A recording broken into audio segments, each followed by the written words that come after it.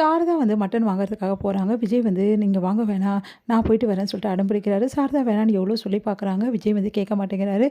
இல்ல அத்த நானும் இதெல்லாம் வந்து வாங்குறேனே, ப்ளீஸ் அத்த இதெல்லாம் எனக்கு வாங்கணும். குடும்பத்தில இதெல்லாம் கடைக்கெல்லாம் போயிட்டு வந்து வீட்ல ஒரு பிள்ளையா இருக்கணும்னு ஆசை அத்த.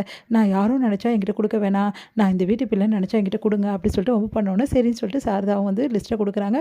காசு குடுக்குறாங்க. "அத்த ப்ளீஸ் அத்த நானே வாங்கிட்டு வரேனே" அப்படி சொல்லிட்டு வம்பு பண்ணி வாங்கிட்டு போறாரு. இத பார்த்த சாரதா ரொம்ப பெருமையா நெனைக்கிறாங்க. எவ்வளோ பெரிய வந்து மனசு இந்த தம்பிக்கு. இந்த தம்பி எப்படி வாழ்ந்தவரு? இப்படி கடைக்கு போணும்னு அடம்பிடிக்கிறாரே!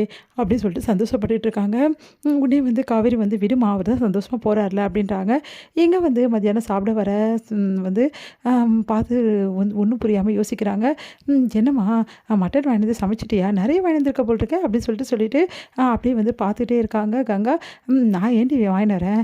எல்லாம் இந்த விஜய் தம்பி தான் விஜயா? அவரு இதுக்கெல்லாம் போறாரா? அப்படின்னா ஏன்டி போமாட்ட?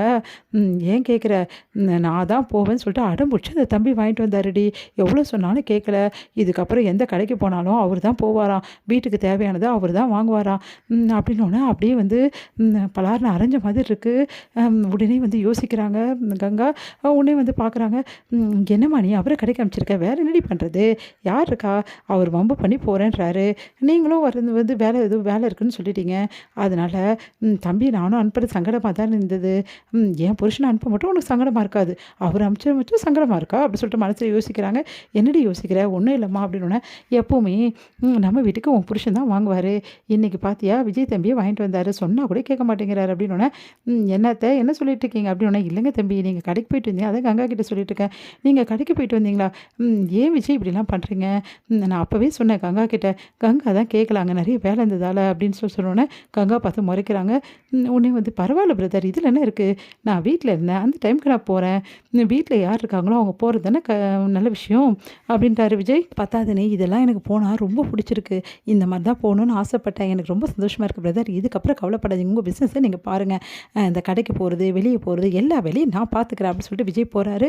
விஜய் பார்த்து அப்படியே பார்த்துக்கிட்டே இருக்கார். பாத்தியா கங்கா விஜய் இப்படிப்பட்டவராக இருக்காருன்னு சொல்லிட்டு அப்படின்னு சொல்லிட்டு பார்க்குறாங்க. எல்லோரும் விஜய் போகிறது பார்த்து கங்காவுக்கு அப்படியே பொறாமையாக இருக்குது.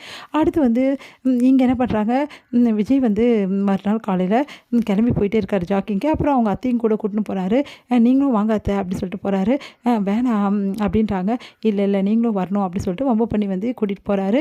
அப்போ வந்து இந்த மாதிரி வெக்கையாக இருக்குது சொன்னோன்னே அவங்க வந்து சொல்கிறாரு விஜய், இந்த மாதிரி உங்களுக்கு வெக்கையாக இருக்கிறதுக்கு பழகிக்கல நீங்கள். ஏன்னா நீங்கள் வந்து கொடைக்கானலில் இருந்திருக்கீங்களா அப்படின்றாங்க. கொடைக்கானல்னு சொன்னோன்னே வந்து அவங்களுக்கு ஞாபகம் வருது அவங்க வீடு. அதனால் அதை பற்றி மனசு கஷ்டப்படுறாங்க. சீக்கிரமாகவே அத்தைக்கு அந்த வீட்டை மீட்டு தரணும் அப்படின்னு சொல்லிட்டு விஜய் யோசிக்கிறாரு.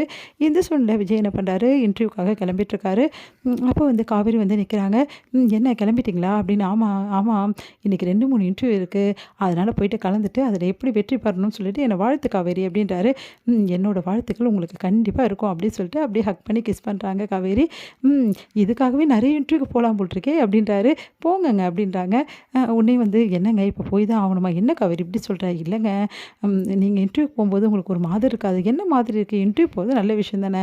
இங்கே பார் என்ன தான் நான் கம்பெனி வச்சுருந்தாலும் இன்னும் நிறைய விஷயங்கள் தெரிஞ்சுக்கலாம் ஒரு இடத்துல வேலை செய்யும்போது. அதனால் இது எனக்கு சந்தோஷம்தான்.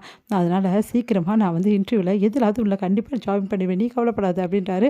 சரிங்க அப்படி சொல்கிறாங்க. எங்கே தம்பி காலையிலே கிளம்பிச்சு அப்படி சாரதா வந்து கேட்குறாங்க.